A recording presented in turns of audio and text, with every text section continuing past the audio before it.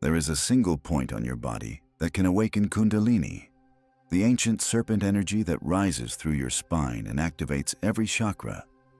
It's not your third eye. It's not your heart. It's at the base of your skull.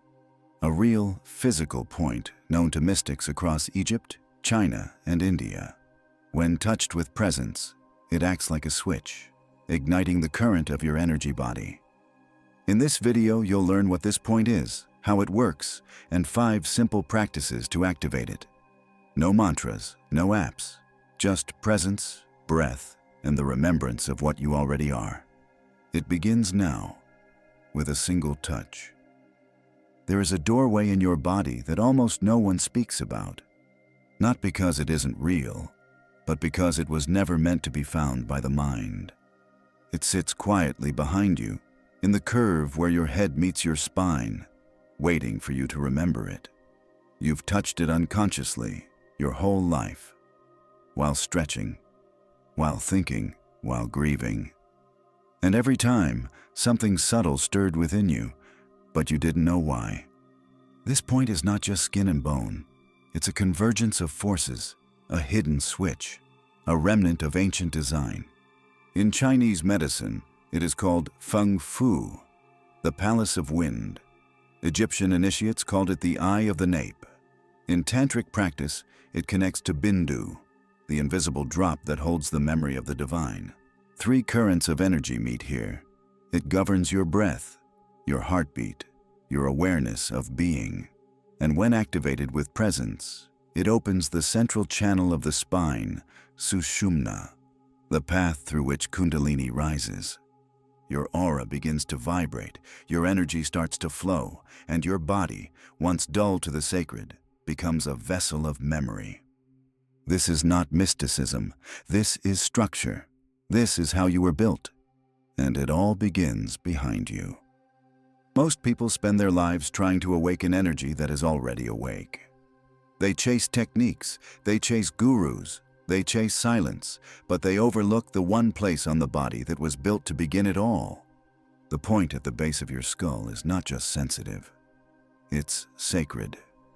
It's the ignition switch of your energy system. And it doesn't respond to force. It responds to presence. A gentle touch here is not mechanical. It is symbolic. It tells the body, now is the time to remember. You don't need chants, you don't need candles, you don't need 1,000 hours of meditation. All of that can come later. First, you touch. And when you do, something deep beneath your awareness shifts. The breath slows, the heartbeat aligns. A current begins to stir, not from the outside, but from within. This is not fantasy. This is the hidden anatomy of awakening. The body knows this touch. The soul recognizes this moment. Because it's not the first time. It's the return. And it begins in your own hands. When you touch the base of your skull with presence, Kundalini begins to move. Not just downward into stillness, but upward into awakening. It travels through the spine, through your subtle body, through each of the 7 energy centers your soul has passed through again and again. This is not imagination, it is a memory. Kundalini rises, and with her, the gates begin to open. Muladhara, the root. I am the earth.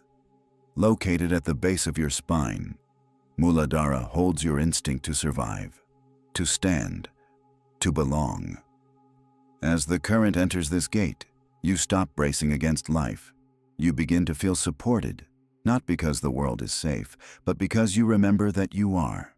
You are the earth. Svadhisthana, the sacral, I feel the waters. Below the navel, Svadhisthana governs sensuality, emotion, and creation.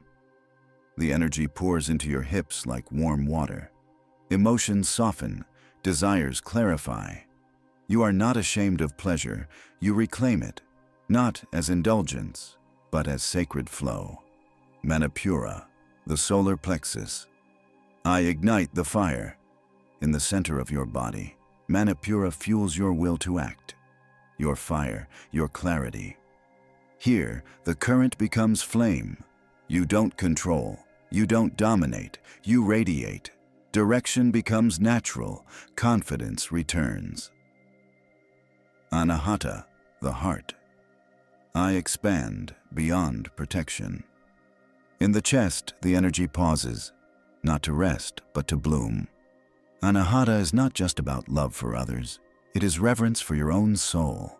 You stop protecting your heart like a wound. You begin expanding it like a sun. Love no longer drains, it heals. Vishuddha, the throat. I speak the sacred word. When love reaches the throat, it becomes sound. Vishuddha opens and truth emerges. Not rehearsed, not copied, but remembered. You speak less, but when you do, your words carry weight. You don't need to be loud. You need to be real. Ajna, the third eye. I remember what I see.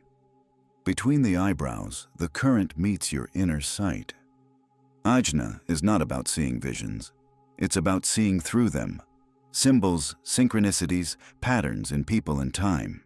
Your perception sharpens. Your intuition speaks in clarity, not mystery. Sahasrara, the crown. I dissolve into the infinite. At the top of the head, the last gate opens. The current completes its journey, not with an ending, but with dissolution. Sahasrara is the 1,000-petaled lotus, the bridge to the beyond. You don't ascend. You dissolve. You don't connect to the universe. You remember you were never separate. This is the real journey of Kundalini. Not a fantasy, not a philosophy, a rising current, a living force.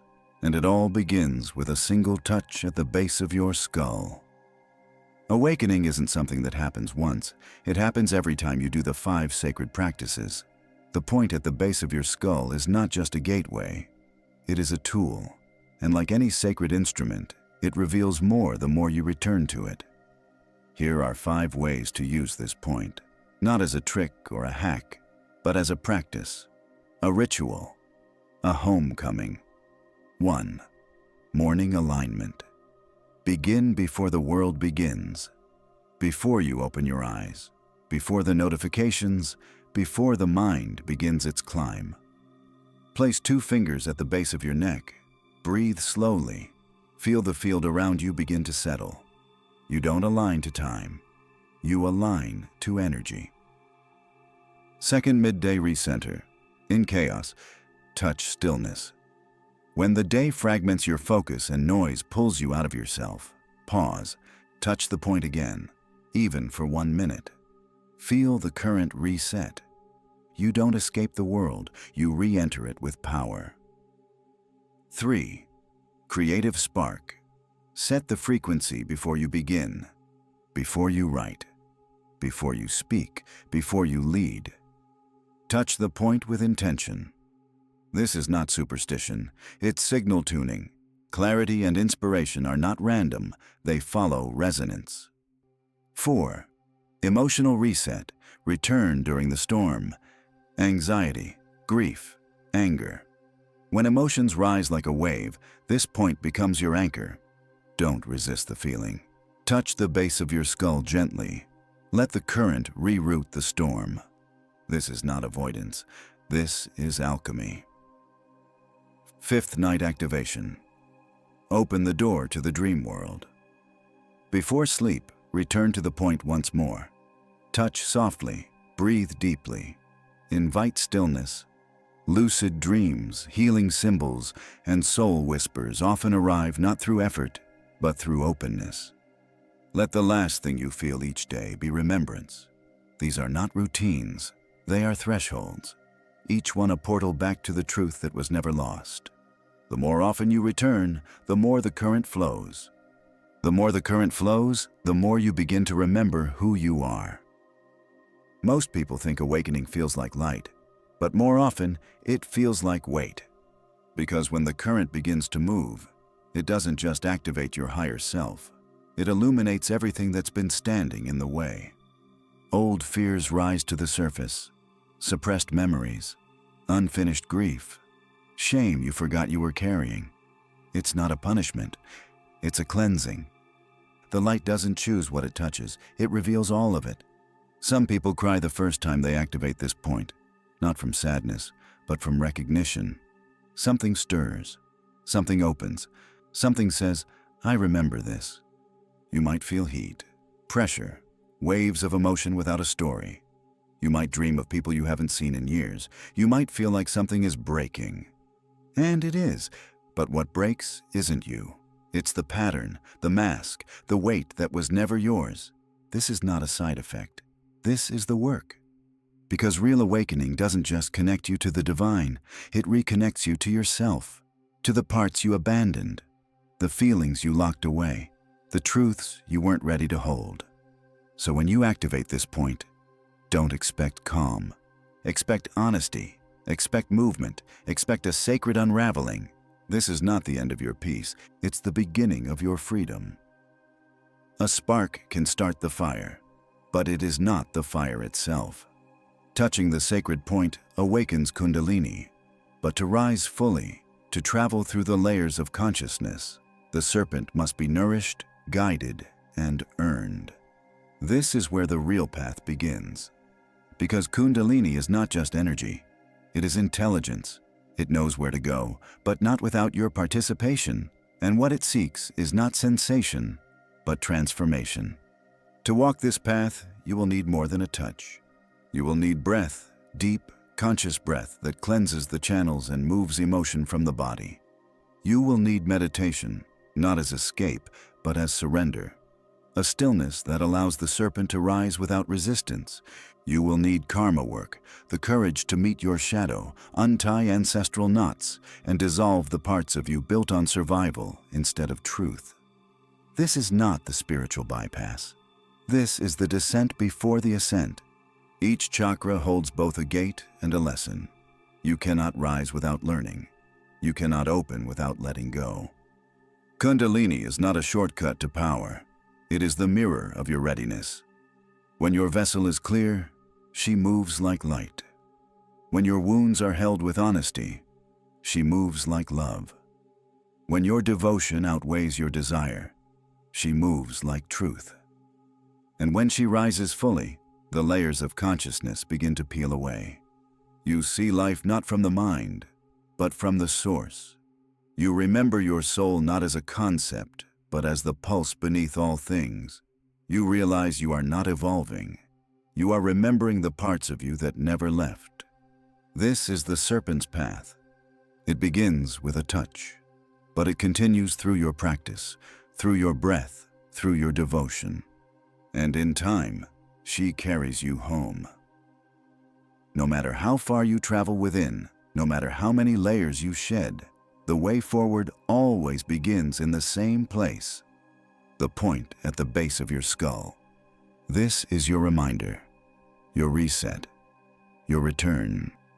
It is not something to chase, it is something to come back to, again and again. In the noise of the world, it calls you to stillness. In the chaos of your mind, it calls you to center.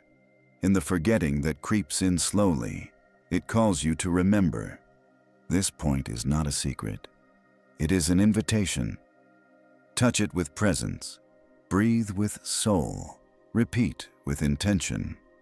Each time you return to it, something opens, something softens, something realigns.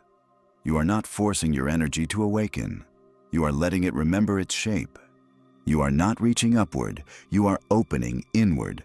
So let this point become your ritual, your compass, your quiet flame in a distracted world.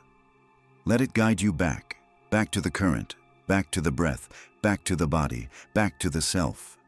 Because the truth is not waiting somewhere else. It's already flowing through you. And it all begins with a single touch. If this touched something ancient inside you, don't stop here.